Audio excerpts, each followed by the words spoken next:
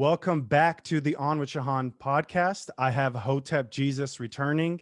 It's the only guest that's been on the podcast 4 times. So thank you so much. I appreciate it. I'm humbled and honored. It's an honor to be here, man. Thank you. I'm a four-time guest. I love it. I love it. I'm breaking records. I feel like Tom Brady now. Oh, that's so great. So it was 8 months since we last spoke. I think right when we started speaking, last time we had a podcast, the coronavirus lockdown had just started. Really? We talked about like homeschool. We talked about education, work from home, a bunch of stuff. So a lot has gone on from then since we last spoke. But yeah. For you, how has life changed? I mean, it seems like you're thriving in Corona. Yeah, real investors thrive during tragedies. Real hustlers thrive during tragedies. I live for the chaos. When it's quiet, it's kind of boring. Right. And I think that the same goes for the oligarchs and the people in power. I think the same goes for them. When it's quiet, there's not much ruckus to monetize, so to speak, Right. But, I've been keeping my nose clean, researching for my new book release, Awesome. which is kind of funny because I was getting to the point where it was like the research seemed like it was going to be never ending. So I had to say, look, this is it. We're not researching anymore. We're stopping right here. We have enough material for our thesis. Let's just begin to write. So I finished research yesterday and began writing today. I had the first 12 pages because I researched one particular topic. So I wrote my summary of that research, which was about 12 pages. And then I finished my research yesterday. And then I began writing today. So that book should be out in no time. So that's 3, 4, 5. How many books is it now that you're up to?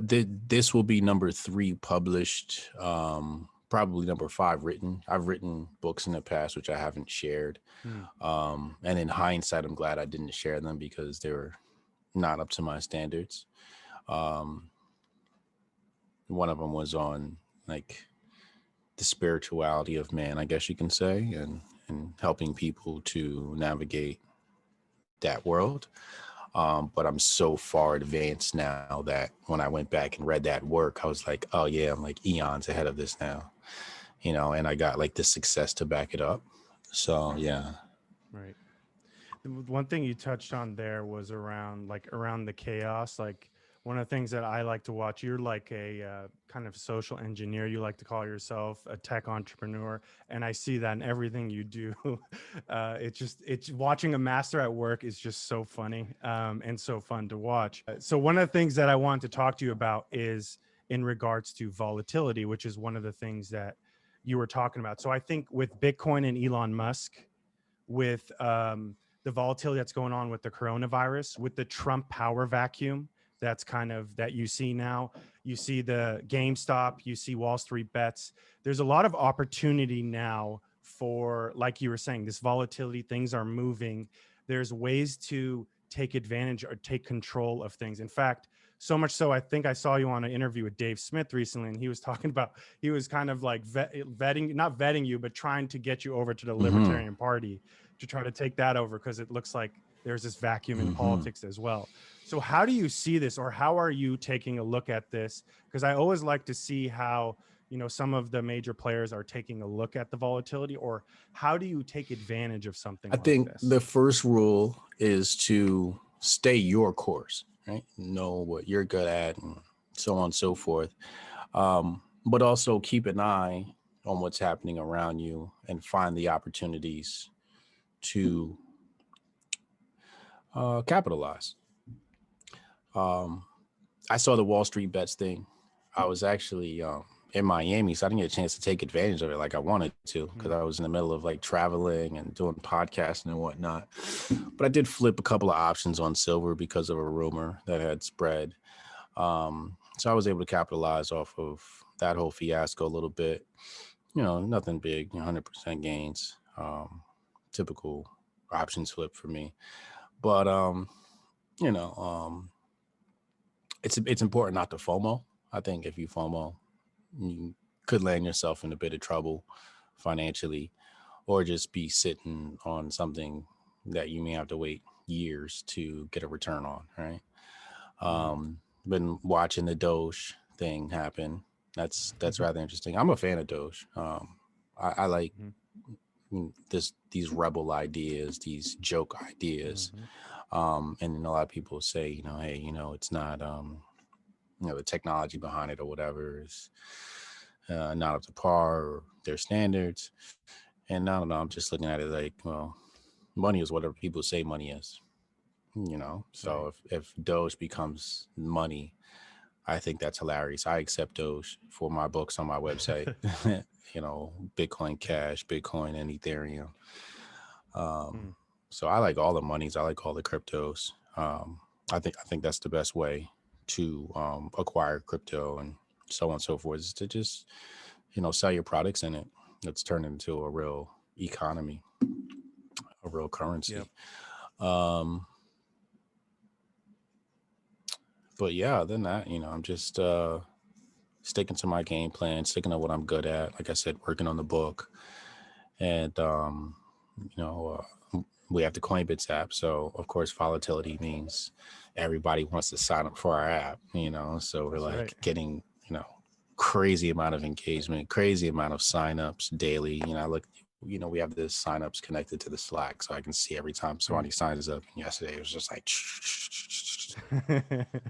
because of Elon Musk, so on and so forth. Mm, So, being a broker of Bitcoin is fun, obviously. So yeah, man, like I said, it's just, I think what it is if you're paying attention and you have the foresight, you set yourself up, you set your shop up to where things are going to happen in the future. So we set our mhm, shop up in Bitcoin years ago. So now it's a frenzy. It's like, all right, we're already in position to take advantage. Right. mm, Same thing with AI. AI is coming and is here, and it's going to be bigger. And so we've set up shop in AI, and I have two, shops in AI, and those things are doing well right now. So yeah, it's just about of looking towards the future, and it's like when I see the stuff happening now, I'm just like, oh, this is the stuff we predicted would happen years ago, right? Even with some of the Alex Jones crazy predictions, so on and so forth, about one world government, and just like what happened with the Great Reset, Event 201, the Stupid 19. A lot of that stuff may not have been predicted down to the exact detail, but the consolidation of power is something we were ready to expect.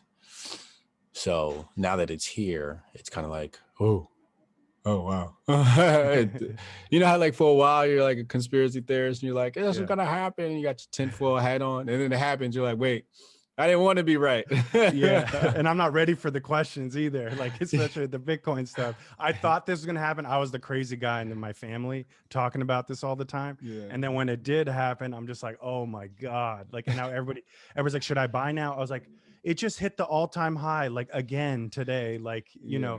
yes, if you're going to hold for the long term or whatnot, it might be a good idea. But it's like, to your point, like all these things, especially you, right? You like futuristic technology, you're planning for the future. You can kind of see the writing on the wall on a bunch of things. Yeah. And then what you did, like, which I think makes you such a genius that you are, is you created vehicles to capture the value when you knew that thing would come to life. Yeah. And so, like, now when crypto comes back, and again, in the next 4-year cycle, people are going to come back and you're going to have kind of that vehicle to capture that value, which is, I love the way you do, right? You do this in many different parts of the things that you do. And then going back to what you said around what do you do during volatility, you're doubling down on the stuff you know about and you like doing. And then when the time comes and you set yourself up multi-year, it's just a timing thing. You might be early a year ago, but you're in a perfect timing now, which I think is Yeah. so cool about the work that you do.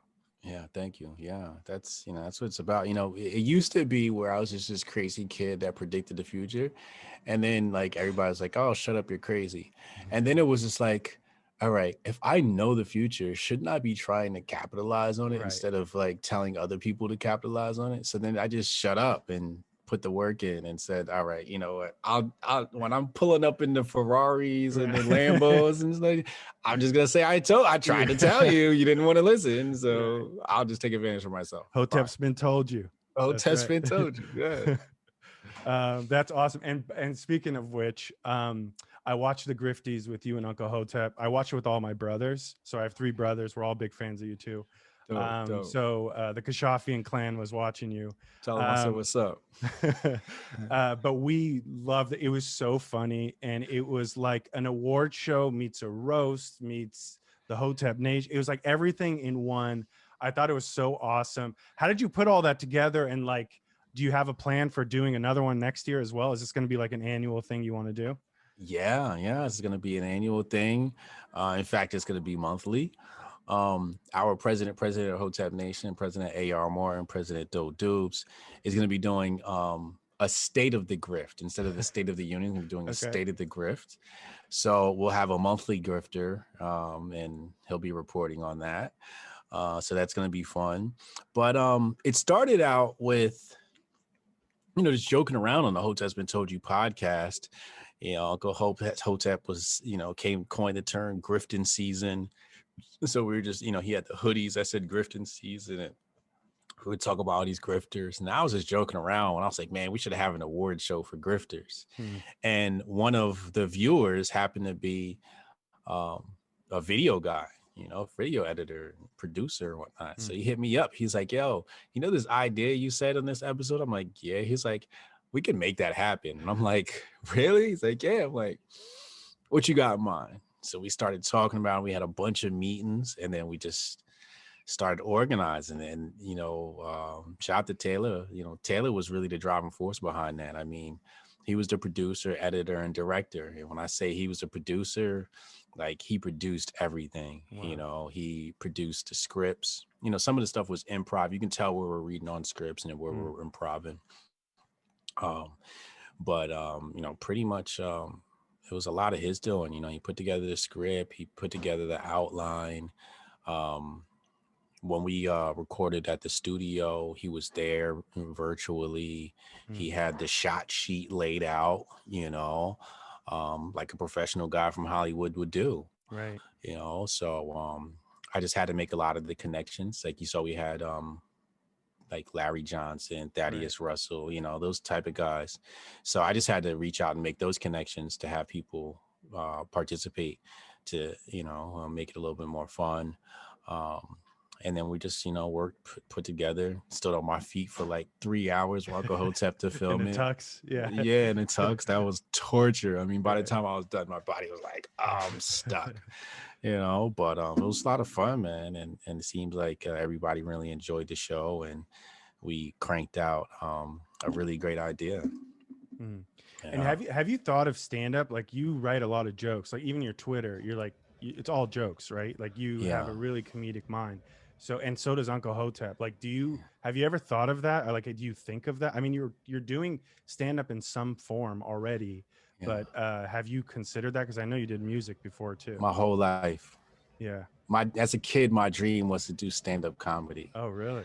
Yeah, that was one of my biggest dreams. Like one of my idols was Eddie Murphy, Mm, and his idol was Richard Pryor. mm, So, I grew up watching them, Red Fox, then it was Chris Tucker, Bernie Mac, Cat Williams, Martin Lawrence. mm, So like I would study these guys, and when I was in high school, I basically got girls because I was funny. I remember one time we were at McDonald's just, shooting the shit, and I was like 17 at the time, and I must have did stand up for like an hour straight, like mm. off the top of the head, and Wow. everybody's just cracking up, right?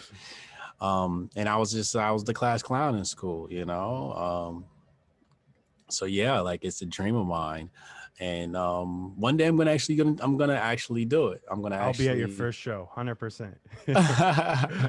I was gonna go practice. There's not too far from me. There's a stress factory, Mm, so I was gonna go down there and just appear by myself just to practice.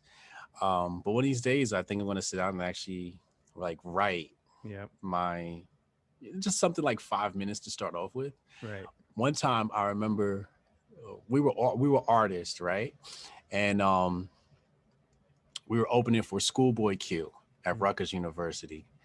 And before us was a comedian. So when the comedian got off stage, my homeboy was supposed to go next, and I was gonna just warm up the crowd for him.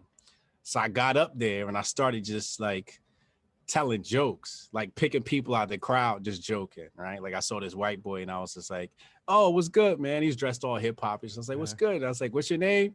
And he said his name, and I just completely ignored him. I was like, "Oh, Mac Miller," and the whole crowd started cracking up. I saw a black dude, big blocky with a suit on, so I started cracking jokes, and so then people like when I got on stage, people were like, "Yo, you were funnier than the stand-up comedian," wow. but he had prepared jokes, and I was just coming off the top, Right. But yeah, that you nailed that. Is one day I'm gonna do that. I think because like if you look at like if Chappelle's the best right now, right? Arguably, Yeah, he has two things, right? He's funny and he's interesting and smart, right? right. So you have those things and you're entertaining.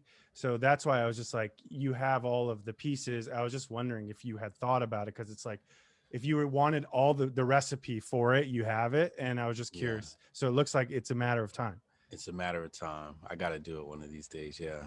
It's on my list too. I had I don't know if you know Lee Syatt. He's Joey Diaz's Jamie. Okay. He's the bald guy. I was on his podcast yesterday, and he's starting comedy, and he was talking about this too, about just getting started, and Hmm. he's just like just get on stage. He's like that's the key. Just like, and he gave me a bunch of spots in L.A.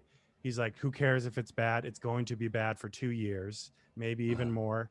Just get on sstage, and then to your point, you already can do crowd work, so like Yeah. that'll save you if the jokes bomb to Right. some extent. Yeah, yeah, yeah. Like I said, I was a touring artist, so I relied on comedy a lot to Right. soften the crowd up. Yeah. Yep. One day, I'm gonna make that happen. You just put the more and more juice in my battery. I love it. And speaking of funny, when I saw you on, I saw you with Alex Jones. How was that experience? You've been on now like 2 or 3 times, right? Like more than that. More than that. Yeah, more times than I've been on the Shahan podcast.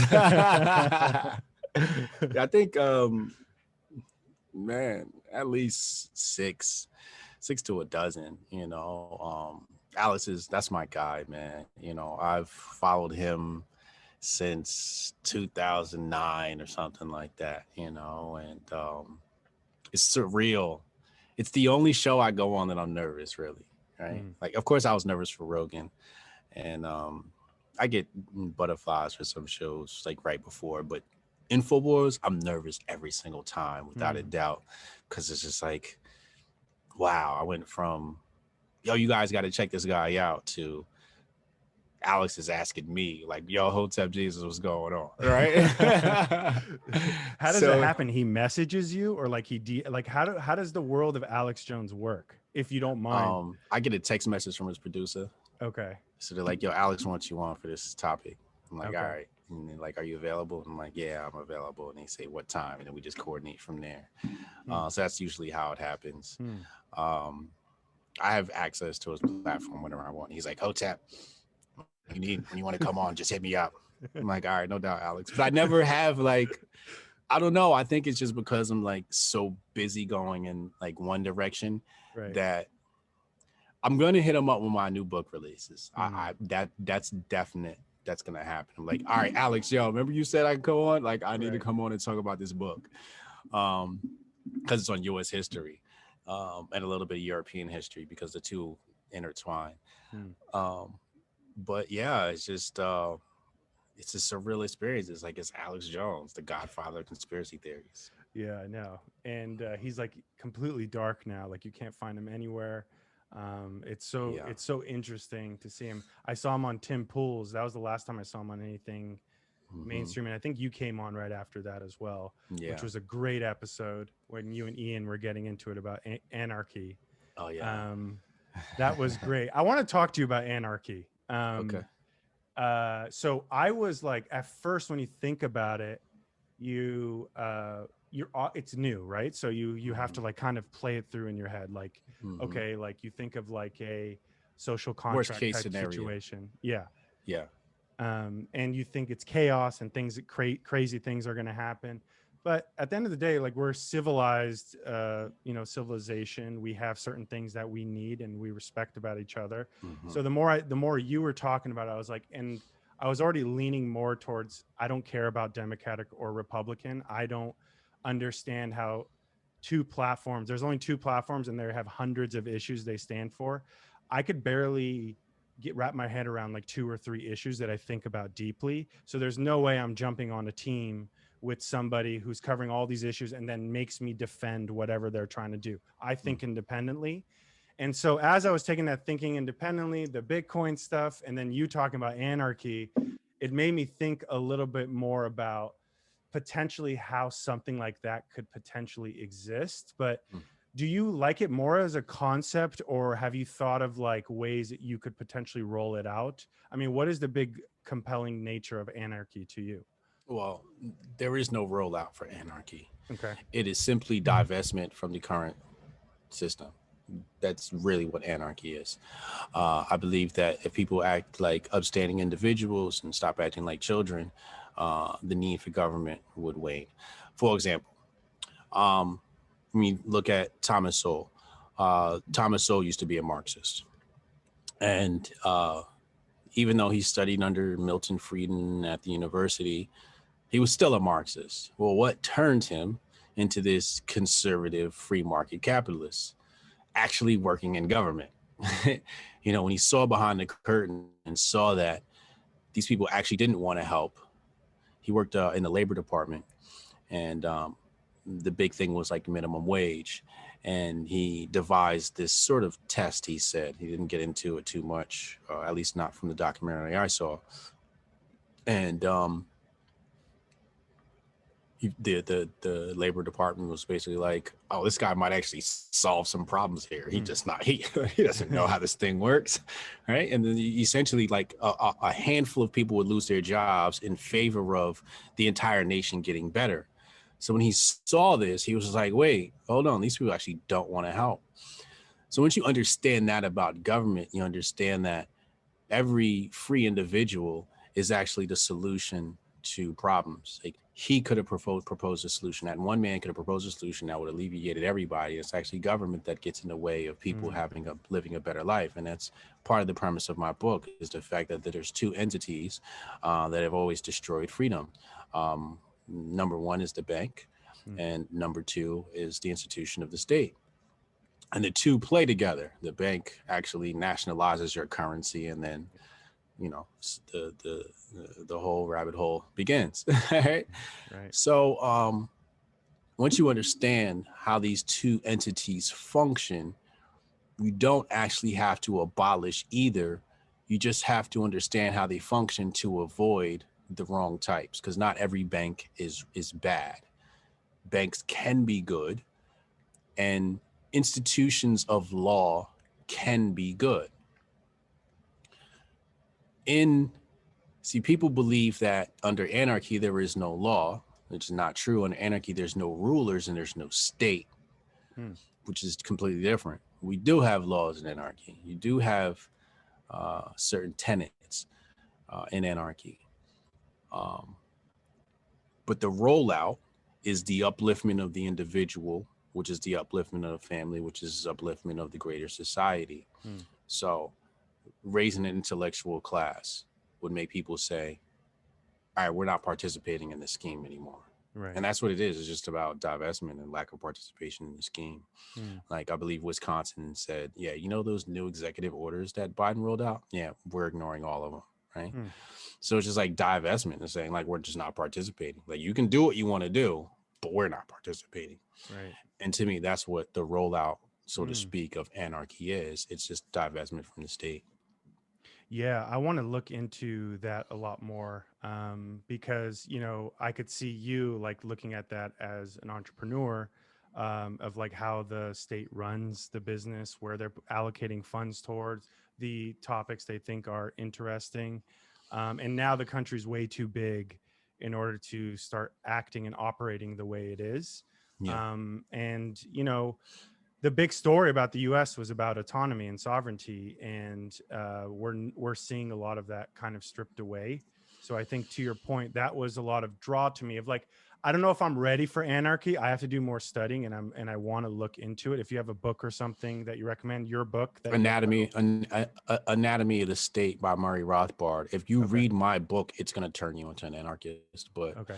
yeah, if you want to understand anarchy, you got to read Anatomy of the State by Rothbard, Frederick Bastiat, The Law, um, and there's one other I'm forgetting. But though Mm, you start there, you have a great start. The Anti-Federalist Papers, they make a mm. great case for not federalizing the government. Yeah. Yeah, I don't. As you can imagine, my profile, I don't trust authority and centralized power, all those kind of things. Yeah. So that's kind of the draw there. And then through technology and innovative ways we can do things, I think that stripping away some of that power is a possibility. Hmm. So so cool. So I had a question that I don't think anybody's talked to you about. And I don't think you've covered it, and you may not be interested in it, but there's a lot of UFO and alien stuff. Are you interested in that stuff at all? Oh yeah. Okay, I am too. So I would love to talk about it. Yeah. So there's recent stuff, like let's say this year, the Pentagon released some stuff about the UFO and it being real, and they I believe they had a craft that they recovered of off-world origins. Mhm. Also, the Tic Tac UFO. There's this new law I think that's coming out where the Pentagon has to release the papers on the UFO material. I think that's all still not going to be releasing anything that we haven't seen before. But Mhm. what are your thoughts? Are these interdimensional beings? Are they extraterrestrial from other planets? Is it kind of mix? Is it all the same? Like, what are your thoughts around just the subject in general? So, first of all, we got to understand my mantra for life, and that is investigate everything and believe nothing. Hmm. So, I think about a lot of different things, and when I think of extraterrestrials, I uh, I think of ourselves. I don't think of a being um, who has supernatural powers. I believe it's a being who has natural powers and has reached its full potential, and we are just um, a dumbed down version of. They are a full potential version. We are a dumbed down version of ourselves, which takes us back to ancient Egypt and the beginning of man. To which there's many theories. One is aliens or extraterrestrials came here and spliced together monkey genes with their genes and created this new thing called the human. So there's that theory. Hmm. There's a theory that they came from the Sirius Sun star system, landed here, enslaved. Well, the first theory was that they created the man to be the slave to mine the gold. They mine the gold, enough gold to leave the planet. Hmm. Then there's the Lemuria Atlantis theory. Um, then there's that theory that we are the aliens, um, which is something I'm very keen to. I like that theory. Have you heard the old Earth? I forgot Graham Hancock was his name, where he talks Yeah. about the old Earth and how like we've gone through these cycles before.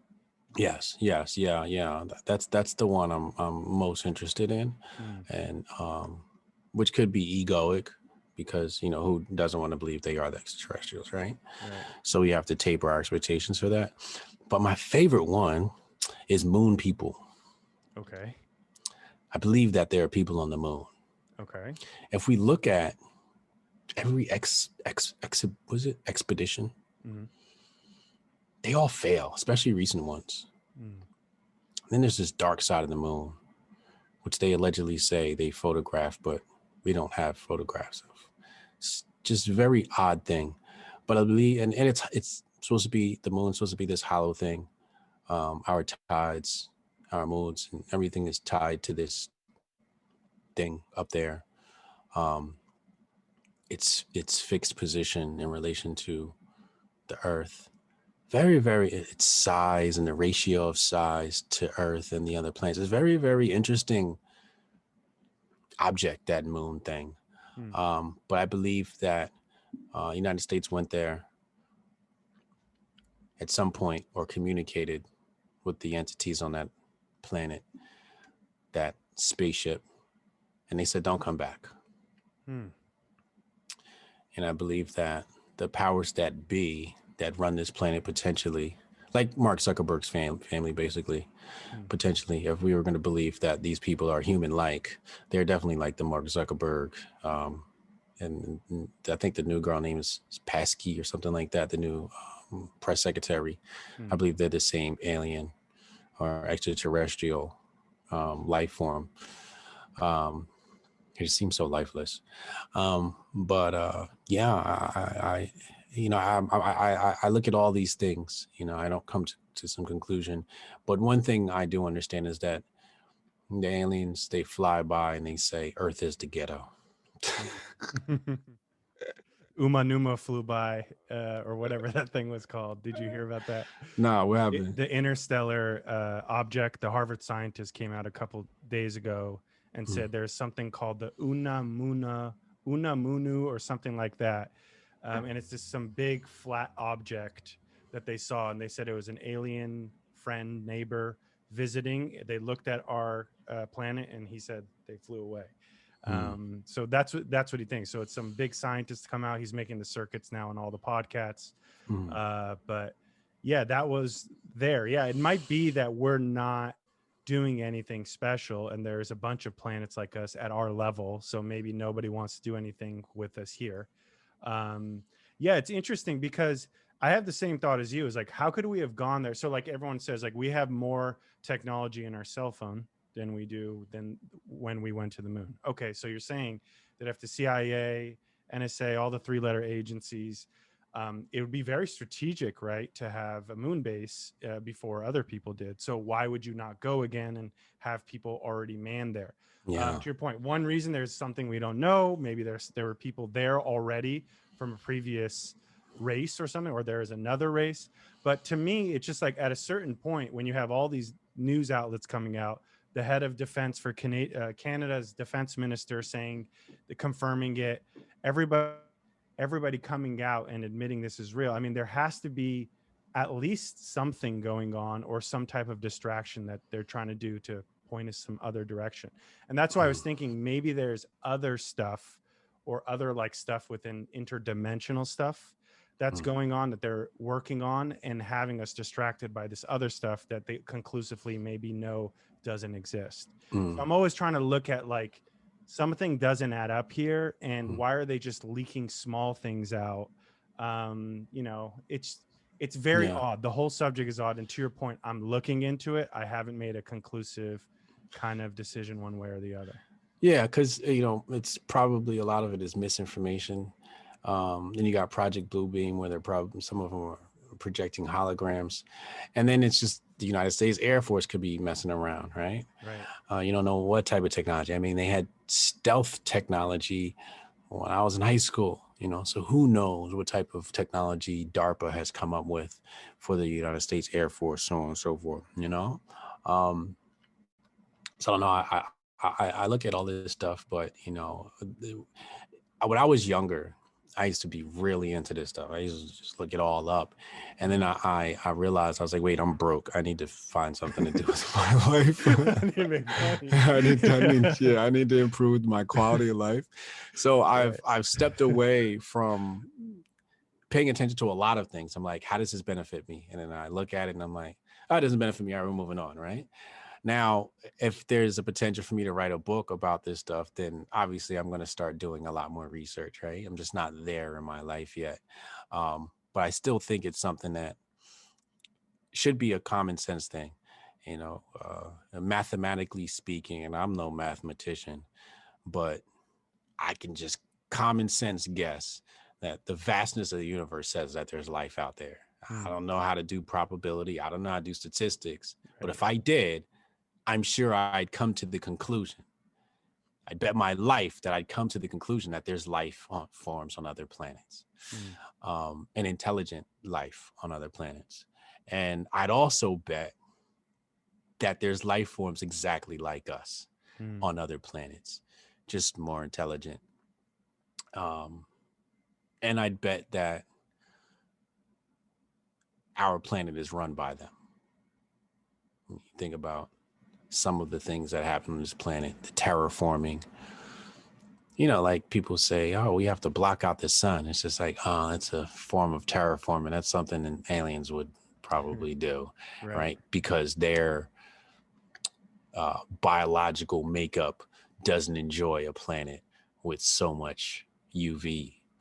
Um, And if you want to go real conspiracy, maybe that's why we have the masks and stuff getting ready it, for us to wear helmets. You never yeah, know. yeah, it's those baby steps, right? Yeah. Yeah, absolutely. And then there's that planet hopping theory that I believe in. So the next closest planet to us, going in the opposite direction towards the sun, would be Venus, and Venus is a gas planet. So if you pass ninth grade science, you know that it goes solid, liquid, gas, plasma, right? So that means that Earth is a liquid planet. Hmm. So if we move closer to the sun, we would end up being a gas planet. Um, so that makes me think, well, if Venus was in our spot a millennia ago, maybe Venus was old Earth and Earth was the previous Mars. Hmm. And they terraformed Earth, hopped to Earth. So when Venus was no longer inhabitable, it's ready to go. And if you look at what we're doing now, that's exactly what we're doing now. We're Hmm. hopping to Mars. Interesting. Wow, that's really interesting. Yeah, and we're literally talking about all that, like Elon Musk talking about nuking the polar ice caps on the North and South Pole, and Mars to heat up the planet, to terraform it. I saw that big sail thing that they were talking about that they would do to reflect the sun, to heat the planet. He wants to talk about a planet in 2027, I think is the new date, or Mm, 2028, that he wants to get some people there. Yeah, we are doing all those things. It's funny that, yeah, you can look at some of the things we're doing and just push it out 1,000, 2,000 years, maybe with more technology, and what you would do. yeah. Yeah, I find that real fascinating. Yeah, yeah. That's one of the things I hold more closer to our beliefs. It's like liquid. I mean, gas, liquid, and then Mars, this solid, right? With this ice caps, right? So yeah, that's something I find quite interesting. And it's like, okay, so we'll be living on Mars in the future at some point, and Earth will no longer exist. And then it's just like, what do you do about the moon problem now, right? So let me go see. Mars moons. How many moons does Mars have? And there was that, I think it was Buzz Aldrin that talked about a monolith on one of Mars's moons, Titan, I Oh believe. yeah. Oh yeah. Uh, We haven't even gotten to those formations. Yeah. yeah, there's like monolith there, and yeah, I mean, there's a bunch of these stories of them talking about these things, and there's like, oh no, that didn't happen. It's like, wasn't he the second person on the moon? Like, like, and he's saying there was a monolith. Yeah. Yeah. So Mars has two moons, right? Okay. So I don't know how that works as far as gravitational pull and these things. I'm sure the scientists will. And like I said, this is something I'm going to have to just make a study of in my Right. 50s potentially and start drawing conclusions. But what if Earth had a moon and we eradicated one of them, or a couple of Mm, them to have one singular moon? Or what if we put the moon there, right? That's mm, because going back to the whole spaceship thing, but now I have to go look into the makeup of Mars's moons and are they hollow and what are they like, right? right. So this just it's just like I said, the subject of outer space and everything extraterrestrial, it'll have you lost for days, Yeah, no. months, years. You just be, because now you got to get into the science of things and gravitational pull and, all these different sciences, which are fun, but not when you're broke. Yeah, no. you know, Yeah, right. it's like you got to establish yourself first, and then you start studying Right. outer space. I think you have to put a cap on your studies. You need to know enough of it to understand your world and your life, but don't get so lost in it that you forget to live on Earth. You know. I think that's a really good point. And actually, something as I've been going through, maybe you've gone through a similar thing. I was curious because you do so many things now, and you're on the success train. The friends that you used to have, let's say in high school, and from your childhood, how do you go about graduating your friend group or thinking about the new circle of people that you put around you? So, do you have any things that you've done to help you kind of shed some of those people and maybe bring some people into your life that'll kind of help you fine tune the ideas that you have? Yeah, well, one of the personality gifts I was gifted by the creator was to be cold. Hmm. I'm a very warm person, but I have this ability to just cut people off like at a moment's notice, especially when you deem yourself willfully unworthy. Hmm. There's a difference between being unworthy and willfully unworthy. Sometimes we have people in our lives who, for whatever biological reasons, cannot serve a greater purpose in our lives other than being a good friend. Those people I would never cut off. Hmm. You cannot replace loyalty, Hmm. but they might not be intellectually where you are or intellectually interested in the things you're interested in. But there are some people who are willfully not conducive to the way you'd like to live your life. They don't add anything to your life willfully because they choose to be ignorant, because they choose to live in the lower realms of society. And those people you have to cut off. I've been gifted with the gift of just going cold. Um, After I left the 50 Cent world, I changed my number. Hmm. Best thing I ever could have done. People were like trying to I saw random people years later like, yo, I've been trying to track you down for years, bro. It's just like, nah, I didn't want anything to do with that world after I left the music business. I just wanted a whole new life. So that helped. Um, but I was the type of person who never really kept a lot. Always kept a small circle. Hmm. In high school, I was the cool geek. So I got all the girls, but I hung with the geeks because Hmm. they were having those conversations about extraterrestrial life. So, I could listen to hip hop, but when I'm listening to hip hop, I wanted to rap about aliens. Right. But hip hop was talking about shooting guns and selling drugs, Hmm. right? So, which is why I was so happy when Kanye West came along and Lupe Fiasco came along, because I'm like, yes, so finally somebody who can talk about the greater things in life, right? Hmm. And not so much this lower realm stuff. But I learned to take my business associates and make them friends. If we couldn't build together, then we can't be together. Right. And that was the attitude I had. So I started forming relationships by only spending time with people I was building with, giving them my time. Life is about who and what you give your time to, and that's a form of investment. So I said, we could spend, for example, to give you the microcosm, you say something online and you're going to get two different types of people who applaud and love you. Then you're going to get the trolls and the naysayers. You'll see a lot of times the influencer class will ignore the people that love them, but spend a lot of time arguing with the people, the naysayers. And I caught myself doing that once upon Hmm. a time. And I said, why should I give my energy to them when there's this, woman out, or, out in Arkansas somewhere, who's like, I changed her life. Or there's a guy in Mississippi who's like, yo, you changed my life. Hmm. I should put my energy there. Mm. So then I started thinking about like, where are we putting our time and energy into, and who we. So I started saying, all right, I'm going to text the people who I build with. Hey, what's up, bro? What's going on? Or, what do you think about this? And then they text me back, and building those type of relationships. So now it's like I have, and then I started changing how I present myself online to only attract a certain type of person. Mm. So to describe who I am, I'm an influencer to the influencers. I didn't mean to do that on purpose.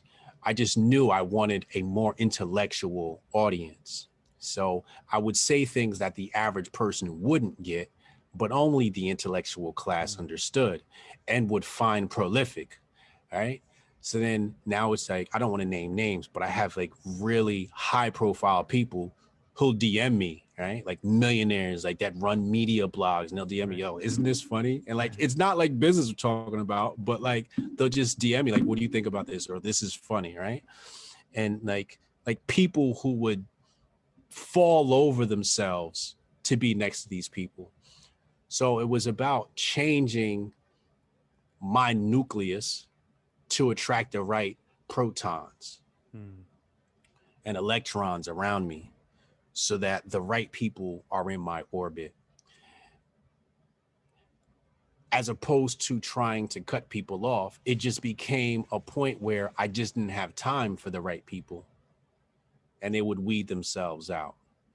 Um, I have a very big conscious or soft conscious, um, and so it's hard for me to do wrong to people. So I used to feel bad when I ignored people. Then I Yeah. learned that I have to ignore people because it's for my own health, for my family, my kids, my Mm. fiance. So I learned to ignore certain text messages and not give certain people my time. Um, but yeah, I think I've exhausted that. No, I was like listening to every word of that because it's like it's literally what I've been struggling with the last 2 to 3 years of shedding of my growth, right? Like I started my business, the podcast.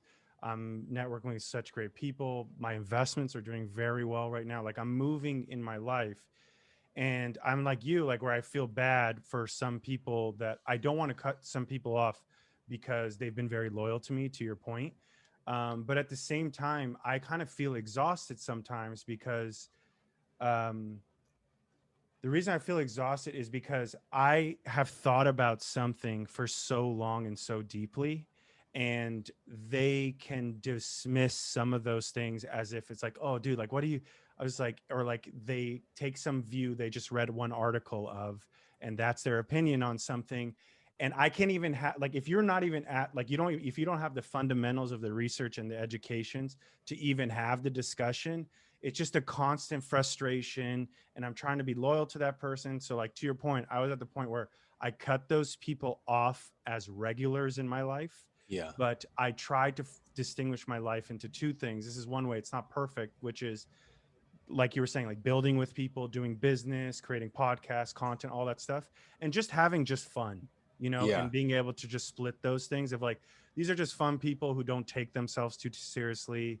We yeah, can just like have a good time and, have a good night out and go out to eat or something like that and kind of distinguish it that way. I don't know if you've used similar strategies, but that's kind of how I'm coping with now, but I'm certainly yeah. struggling through the process. Yeah, I just don't engage in those conversations anymore. Mm. For example, I got this one friend, old friend, and I mean, you're talking about somebody who came from the streets and is now like practically a medical doctor, right? So he spent a lot of time in university. You spend a lot of time in university, spend a lot of time around liberals. You start to adopt their thinking. So, for example, the other day, some conservative, nondescript Instagram account reposted one of my videos Mm. from a interview, and he hit me up. He was like, "These conservatives are using you," and I'm just like, "What?" So I go look at the page because I didn't even look at the page that reposted it, and I was like, maybe there's like some KKK symbol on this page that I don't know about. Right. So Right. I go check, and the page is like 284 followers or following 500 people, and I go check, and I'm like, this is some harmless random account, right? Right. So I'm like, yo, like, what's wrong with the account? He's like, I'm just saying, like, the conservatives, they're racist and they're using you. And I'm just all right, I don't even know what to say, right? When somebody thinks like that, because I mean, I've done so much historical research Hmm. that I live above terms like conservative and liberal. I use them, but my thinking, I don't think in those terms. I speak in those terms to communicate with people, but I understand the world at a level above that, Right. right? Right. So when they say like conservatives are using you, I was just like, do you know that like there can be a relationship where people use you when you use them back? Right. Right? Like there could be that symbiotic relationship. Right. But I don't want to get into that argument with people. So I don't even entertain it. So instead, what I did was somebody posted this picture of their white kid watching Hotep's Been Told You. The kid's Hmm. probably in their pampers, probably like 2 years old. So I took the picture and I posted it in the DM and I said, check this out. All right. And he goes, yeah, it's somebody's kid watching Hotep Jesus' show. And I'm like, yeah. He has no response to that though. Right. So it's like your conjecture versus my real world. Hmm. Like white people are having their children glue into my number one podcast, Hmm. right? Which is politically incorrect. Hmm. White people are looking to me for as one of their guides in life. We all have many people who guide us through life. Hmm. It might be Jordan Peterson, Alex Jones. I am one of their guides. I don't like to say I'm the guide because I'm not that, but I am a guide for people. And not only that, white people, white conservatives. So whereas he's looking at white conservatives like they're using me, I'm like, no, I'm literally liberating these people Hmm. from their current mode of thinking. Hmm. But when you only glue in a Hotep Jesus through clips on Instagram, you are not even getting 1% of the Right. picture, right? Right. Like you got to watch Hotep's Been Told You, and you got to listen to Sharp Conversations, and you got to read my work, and you got to watch all of my interviews, because when I'm in an interview, I give a different piece of myself every single time. Right. So you're not even gonna get a holistic view. So unless you're like glued into my content and view at least 50% of it, you'll never understand me. Some people like they'll say, oh, this guy is great. Then they'll watch another piece of content, like, oh my God, he's a black nationalist. And it's just like, no, you don't get it. Yeah. Right. There's nuance to all of these conversations, and not every podcast gets into every single nuance. Right. So like when it comes to those people, to answer your question, I look at them like I force myself to look at them like children. Hmm. Like, oh wow, like you have this toddler mentality when it comes to these things. And instead of me, like I can't argue with a child, you know, that's counterproductive. Right. Um, And it takes all your good energy away, and then your relationships fractured. There's like a bunch of bad things about it. Right. yeah. So instead I just turn it into a case study and say, what is happening with this mind? I don't want to say what's wrong with this mind, because wrong would be, Hmm. something, whatever, passing judgment. But I say, what's missing from this mind, amazing, maybe? What is the perspective missing from this mind? And how can I provide that perspective? So it's just like, obviously, it's like I'm going to publish this book and I'm going to send him a copy and I'm going to say, hey, read this and tell me what you think. Hmm. And then see how he changes. I love that.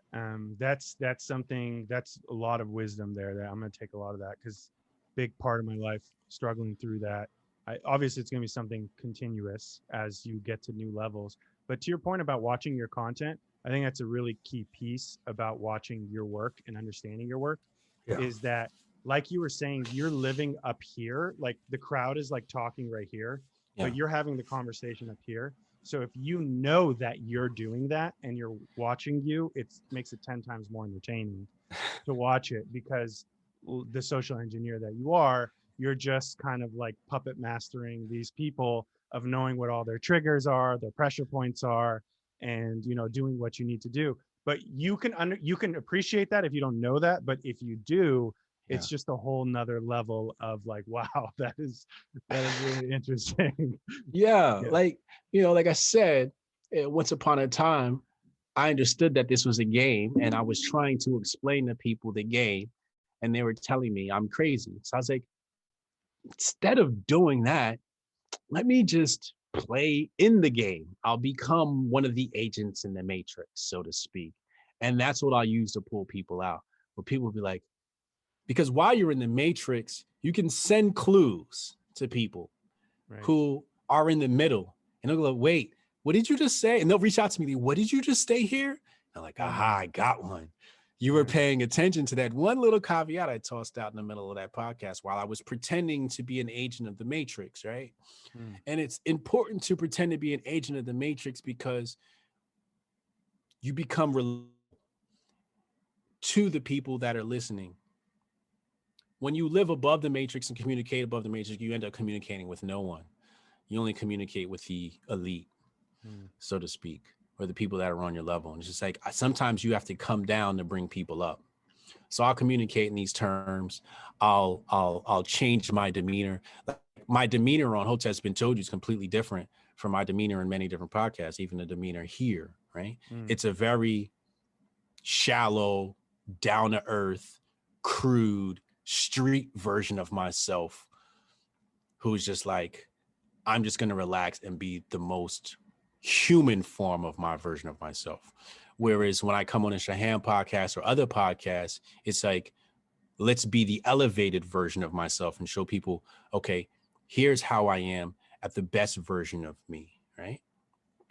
But that's not always entertaining, right? That's not always going to speak to the hoi polloi. You have to do all of it, you know. Um, but in my mind, I live above the fray, but I come and fraternize amongst the fray to understand the fray and turn them into a case study, so to speak, Mm. so that when I go and I enter my mind, I can understand these problems of the world and then extrapolate solutions and functions. Mm. Right. You need to come down a little to get an understanding. Yeah. A lot of people used to say, you're fake, you're putting on a facade. And then, at first, I was, when you're younger, you start to question yourself and you're like, am I fake? Am I putting on a facade? But as you get older, you're like, no, I'm multidimensional. I'm dynamic. I'm many things. I can, like my fiance, she says you're a chameleon. And in many ways, she's right because I can adapt to any environment. Mm. I can adapt to the street or I can adapt to the boardroom. And sometimes I bring the boardroom to the streets and I bring the street to the boardroom, which makes me unique from all the other Black conservatives, so to speak, right? Black Right. conservative. Um, but, I think my main point from what I was saying before was when you have a higher understanding of this world, you can't argue with those people. You can only probe them for questions Mm. to help them understand themselves and help you understand them, right? But I like when people like start arguing with me. I'm just like, really? Is that how you think? Why do you think that way? Oh yeah, okay. Well, what evidence do you have to back that up? And and to make it even more powerful, I put myself into a student's mode where I sincerely want to agree with them. I sincerely want to understand them. So I'll remove the ego from the situation and say, wow, okay, this is interesting. Like, tell me more, right? Without losing myself, of course. Mm. And then usually we just end up at the spot where they're like, blah, blah, blah, blah, blah. And they don't have any of substance. And I say, okay, all right. And then I leave them alone to themselves. And then you know what happens, man? I ended up turning them. They usually become a Hotep. Right. Just because they go home and now they're like stuck thinking about the stuff that they don't know and understand about the world, Right. you know? But when people go back to the propaganda machine and their environments, usually the programming takes back over. Like I had a friend come here one time and I know this kid since he was a little boy. I don't know if I told you the story before, but he came over and he was like, I had to follow you on Instagram because of all your pro-Trump stuff. I'm like, all right, whatever. Like, if that's how all of this stuff affects you, then Right. so be it, right? But that right there lets you know how good the programming is, because Right. this person you've known your whole life, you're upset. But what the media has told you to be upset about, that you had to remove them from your Instagram feed, where it just, you post Biden, I'm just gonna laugh. Like, I'm not gonna unfriend you, right? Right. But when he left, I showed him a few things. One of them was Malcolm X and what he said about liberals and conservatives. But when he left, he's like, you know what? I don't hate Trump as much. But, a few months later, he reverts back into his old self. Mm. So you can hit people. You just need time and information Mm. and them willing to listen and watch. But I usually don't do the speaking. I'm just like, here, sit down and watch me. Do you respect Malcolm X? Because this black dude. You Right. respect Malcolm X, right? Yeah, that's a good leader. All right, listen to this. Yeah. You gonna But argue even, with that? but even that point, right? Like if you said something even more profound, let's say, than Malcolm X, they Right. wouldn't listen to it because it's you, right? Correct. They'll listen to Malcolm, and that's the same thing, right? Like I'll say something, then they'll read it like, "Oh, did you see CNBC?" I was like, "I just told you that." It's just like Yeah. that's the Yeah. frustration. Then to your point, don't allow it to take your energy. I totally get that.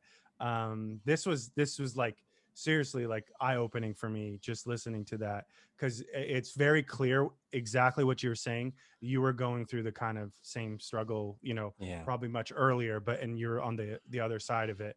But yeah, it's Yeah. not an easy part of life for sure. Yeah. I remember one time I went to go see my friend, and it was him, his brother, his cousin, and a niece. And we were talking, politics popped up, and they know my stance from online.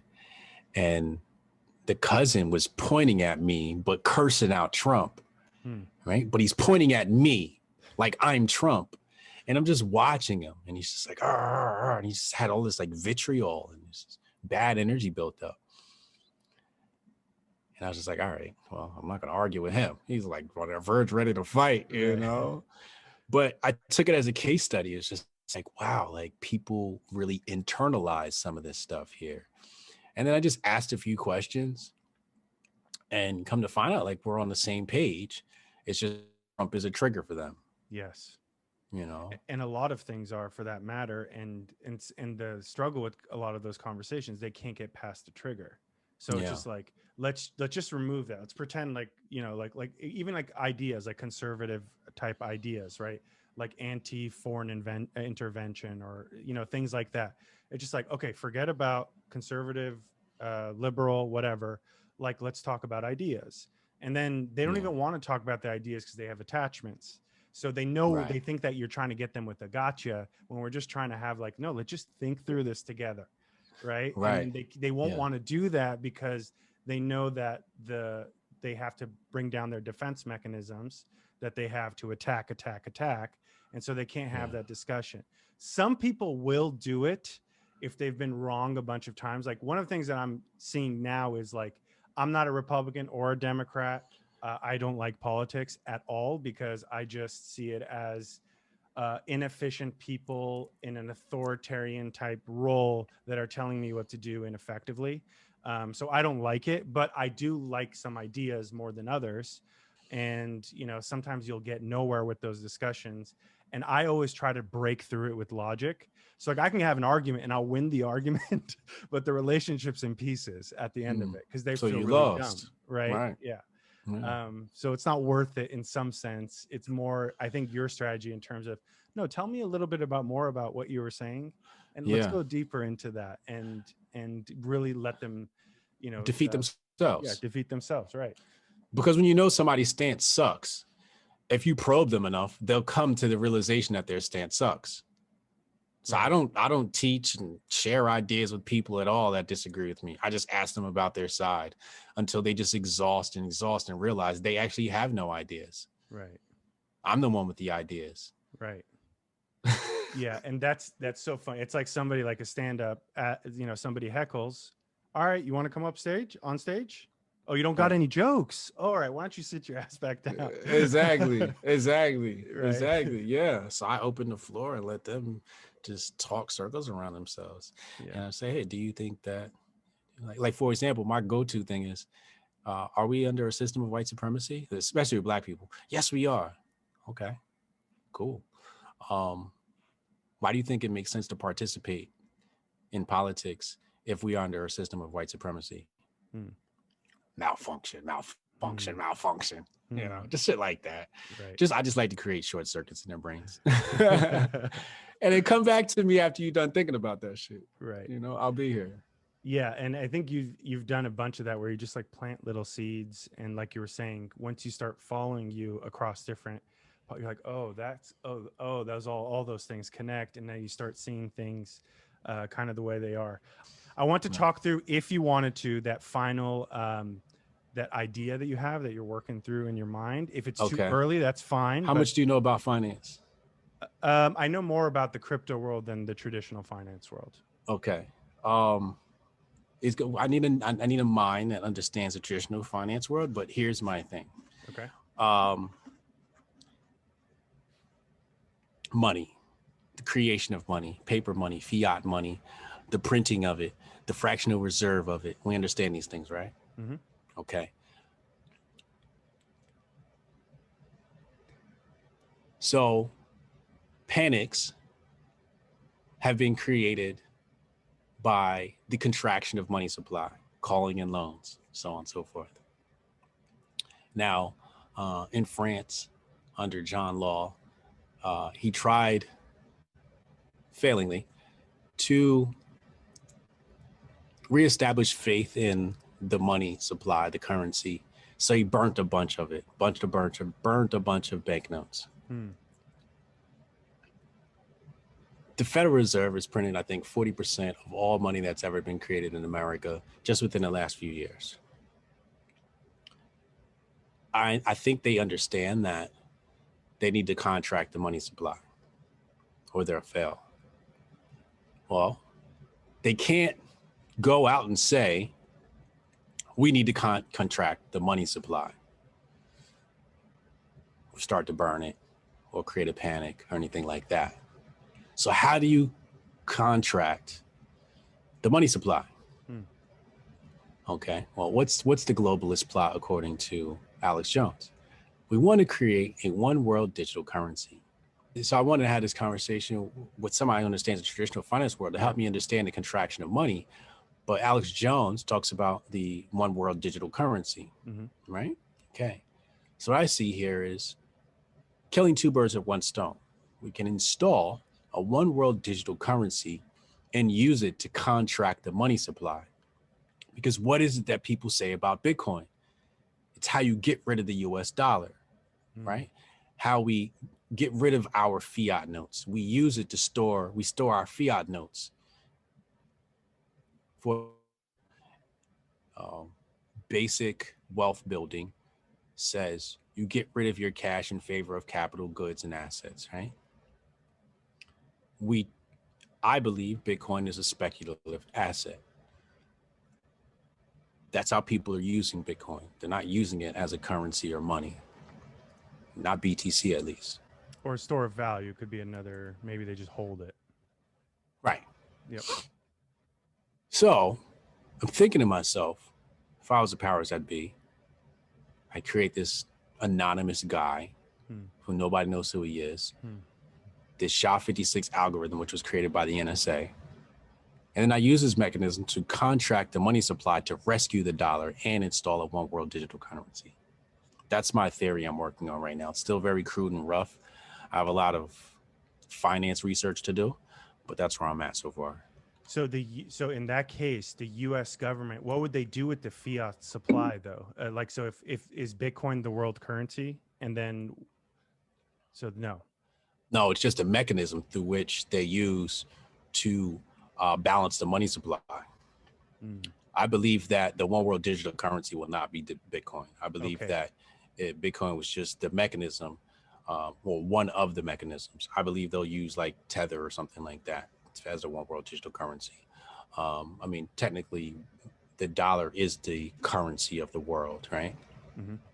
So, um, they'll just move that to like USDC, right? USD coin, right?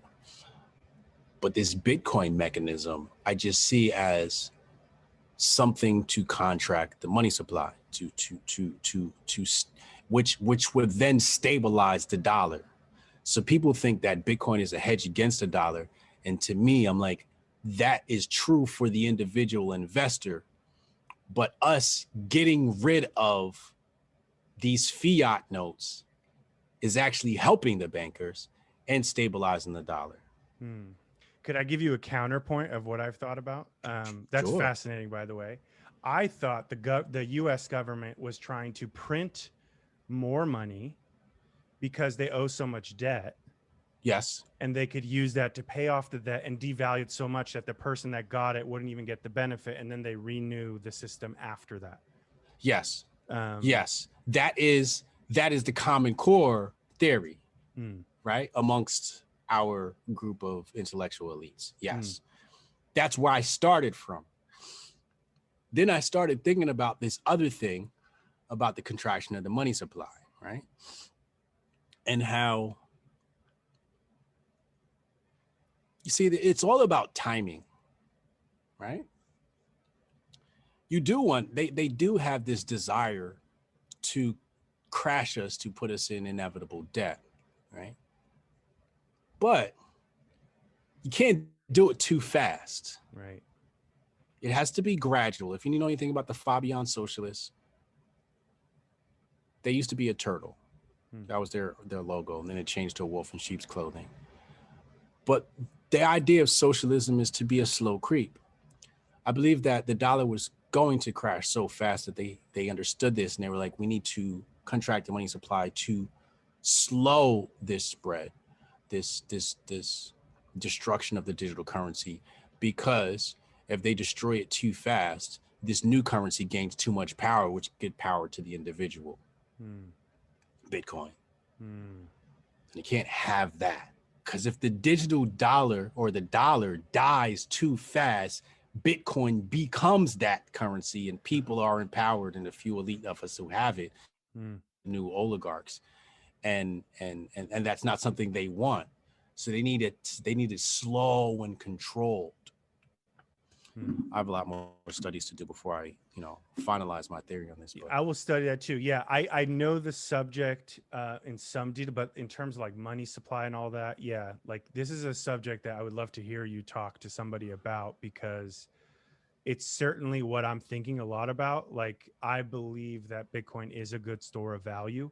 yeah, And because all this money printing, all that stuff is going on, that's my case for it, and the scarcity. With that being said, if the money in the world right now doesn't want it to exist, there will be some contention point at some point, and it could yeah, be the theory that you have laid out of they're maybe slow rolling this plan and just seeing the virality of what's going on with these, these one world or the Bitcoin cryptocurrencies and all that now. yeah, Because like Amazon, Facebook, all them, they haven't entered the market. They have all the network effects they want.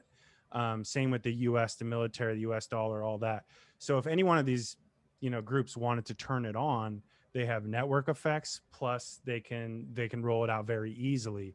It's the same thing with rolling out the vaccine. I know you're against vaccines, but it's like you send that to Walgreens and CVS, and that's how you distribute it. You already have the distribution kind of vehicles to get that out. So mm, to your point, I could very see now, thinking about that a little bit more, how the incumbent class can roll something like that out and then put all of their resources behind, that particular currency versus the other ones. yeah, yeah, yeah, yeah, yeah. Um, So I don't know. I'm still, like I said, researching money, period, and like the history of money, right, and fractional reserve currency, because this stuff never made sense to me. right. And the creation of money and then the retraction of money, and just how this banking elite works, and this fiat system. So once I understand it more, I can start to surmise what their greater plot is and what this Bitcoin thing is, because I don't trust Bitcoin, if you haven't can't tell. I'm all in, man. So it better work out. I diversify my Yeah. investments, like when studying history, for example, what backs Bitcoin? I would say there's a lot of benefits to it. Technically, nothing. Right. However, there are Nothing. benefits to it. You just said it. Yeah, Nothing. nothing. It's backed by nothing. You know what it's you know what holds Bitcoin together? And how much we trust each other. And I don't trust humans enough to trust. Mm, You know, when we look at the history of currencies, currencies have fallen and people have always gone back to gold and silver. Every single time they've gone back to gold and silver. So when I think about Bitcoin, I'm like, oh, what is Bitcoin backed by? Proof of work and these computers and algorithms. And it makes sense. You know, I get that. But I don't trust much in this world. So I diversify my investments and assets. But I'm still a firm believer in the best thing to invest in is guns and ammo. hmm. Interesting. You always need that. Guns and ammo are the best investment. You know, the Bitcoin's great. Trust me, it's great. But guns, such a great investment. Hmm. It's I don't much have better. I don't have one yet, but I'm looking at ranches now, working remote. So you'll need someone if you have some property Yeah, somewhere out there. But yeah, no, it's. I agree with you. I mean, the things that I like, I know you have to jump off, but the things I like really quickly, why I like Bitcoin, is like my parents are from Lebanon. There's hyperinflation going on there. A lot of them are parking their money there for store of value, censorship resistant, those kind of things. yeah, But to your point, I can't give a good answer of what it's backed by. My counter question, to that question is like, what is anything you do use backed by, right? mm, It's controlled by somebody. So I don't have a good answer for that, and I think that's a big hole in the Bitcoin kind of like argument. mm, But like the scarcity aspect of it, being able to see the transactions going cross state, all those things have advantages. yeah, And then the network effects that it has now. And then I think the institutional adoption, because it's been around for more than 10 years, mm, institutions are more likely to adopt this versus the other cryptocurrencies, which are new, which mm, they're going to want to watch for a while until they see them kind of live in the world. yeah. With that being said, I could give many counter arguments to what I just said. And I don't recommend everyone put their money in Bitcoin, but it's been a fun ride so far. Yeah, I think Bitcoin's the future, which Yep. is why I'm invested. Um, yeah, but I'm optimistic about Bitcoin. Just that me being the Libra I am, I'm skeptical about everything. I always have to look at all sides because Right. you're dealing with the future of your family Right. and you're placing bets on the future. So I need to know everything before I, give something go all in, right? And Right. say this is the future. But Bitcoin is definitely going to be the future. And I think just because it's permissionless is the greatest part about it. Mm, The greatest part about Bitcoin is the fact that it's permissionless. Government can't stop me from doing right. anything Right. because of Bitcoin. And that's what I love about it. And if you know the code, you can travel the world. You know the 12 Yeah. seed phrase, and you could travel the world, and you just plug yourself in wherever. Hotep, I know you got a lot of stuff going on today. I want to thank you so much, man. Thank you, thank you, thank you. So much Yeah. wisdom, as always, was dropped. Make sure to follow Hotep Jesus on Twitter. Make sure to check it out. I think it's briansharp.co. Is that the Yes. website name? Yep. Anything else you want to plug that's going on? New book coming out. It's going to be a firecracker. Look out for it. Absolutely. I can't Yeah. wait. Yeah. Thank you so much. I appreciate it. And hopefully we'll do this again soon. Yes. Pleasure. Awesome.